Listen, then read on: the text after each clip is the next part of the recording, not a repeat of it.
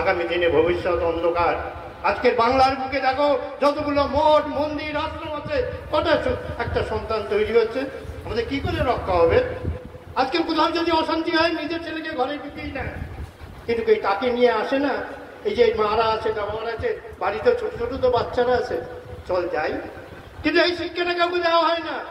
কিন্তু আঁকার স্কুল, নাচের স্কুল, গানের স্কুল, সিনেমা, মোবাইল টোবাইল সব দেওয়া হয়, কিন্তু এই শিক্ষাটা দেয়নি প্রতি সপ্তাহে তোর একদিন যেখানে হোক মঠ মন্দিরে তোদের যেতে হবে। এই শিক্ষাটা কিন্তু বাবা মারা দেয়।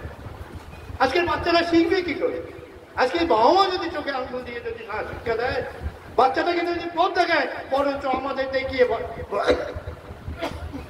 ভাত খাওয়া, এই সাধু হয়ে যাবে, সাধু বাবা নিয়ে যাবে। আজকে সেই শিক্ষাটা দেয় না বাবা মা, যে সাধু বাবার কাছে একটা আশীর্বাদ নিয়ে যান। আজকে সমাজ কোথায় গেছে আমাদের সনাতন ধর্ম? আজকে যতই নাম করি, ওই মহারাজ বারবারকে যতই নাম করি, তারপর কিছুক্ষণ ভুলে যাই, আবার সেই সমুদ্রের মতন, সেই ঢেউয়ের মতন, আবার ঢেউয়ের মতন সব হারিয়ে যাচ্ছে, ধরে রাখতে পারছি না। কেন? আমাদের ঘরে দুটো ঘর আছে, আমাদের ভিতরে দুটো ঘর আছে, ঘর তো দুটো, আমরা ওখানে চিন্তা করি। একটা ঘরে কারাবাস করে, একটা ঘরে কাম, ক্রোধ, লোভ, মোহ, মায়া, ঝগড়া, জাতি, পরনিন্দা, পরচার, যত কাজ আছে সেই একটা ঘরে বাস করে।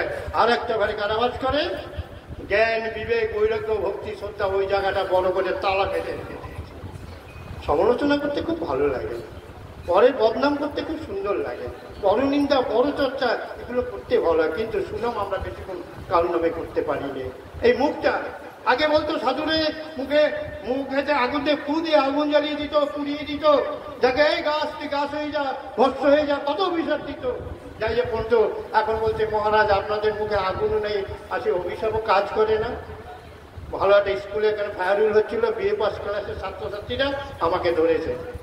আমি দেখ মা বাবা তোদের বলছি, সারাদিন তো 100টা কথা বলি, 60খানা বলি তো মিথ্যা কথা, 40টা সত্যি কথা বলি। ডেইলি 20খানা জমছে আমার, যে কথাটা মহারাজ বুঝাতে চাচ্ছিল।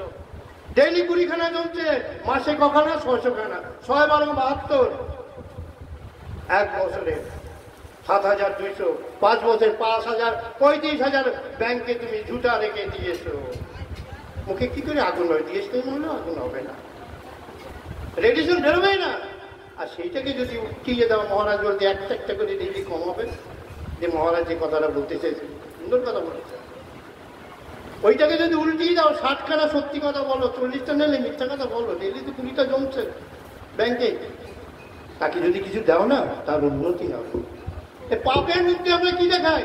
আমরা এই 3জনকে সবসময় ব্যবহার করি, চোখ, কান আর মুখ। এই 3জনকে ব্যবহার করে পরে কিন্তু আমরা দেখিনি এই 3জন ছাড়ার ভিতরে অনেক কিছু আছে, ওগুলো দেখা যায় না। 3জনের দ্বারাই সবাইকে দেখা যায়, সেদিকে কিন্তু আমরা চাইনি। আয়নার সামনে দাঁড়িয়েছি, সাদা চুলকে কিভাবে কালো করবো, আমরা নিজেকে কত সুন্দর রাখবো, কোটটাকে সুন্দর রাখবো, যেটা আমাকে দেখে আমাকে চেনে। অন্তরের সাজ কি আমরা সাজতে পেরেছি? অন্তরের সাজ হলো বড় সাজ, তাতে উপরের ভিতর যদি সেজে যাও, উপরে সাজার কোনো দরকার নেই। আজকে আত্মার সাথে পরমাত্মার যে মিলন, আমরা চোখ বন্ধ করে বা বিভীষিকা দেখতে পারি, ওই যেমন কিছুক্ষণে মনে যে পয়সা খেয়ে নিচ্ছে কিনা, ওখানে তালা বন্ধ হয়েছে কিনা, চাল পুজো দেওয়া হচ্ছে কিনা, এই যে মনটা চলে যায় চোখ বন্ধ করে। চোখ খুললে দেখতে পাচ্ছি না কোথায়, চোখ বন্ধ করো, তোমার বাড়িতে কি হচ্ছে সব 1 সেকেন্ডে দেখতে পাবে। তা চোখ খুললে দেখা যায় না কেন? হে বাবু, আমাকে এমন শক্তি দাও, যখনই তোমাকে আমি চোখ বন্ধ করে দেখতে পাবো, চোখ খুললেও যেন তোমাকে দেখতে পাই, এই শক্তি দাও আমাকে।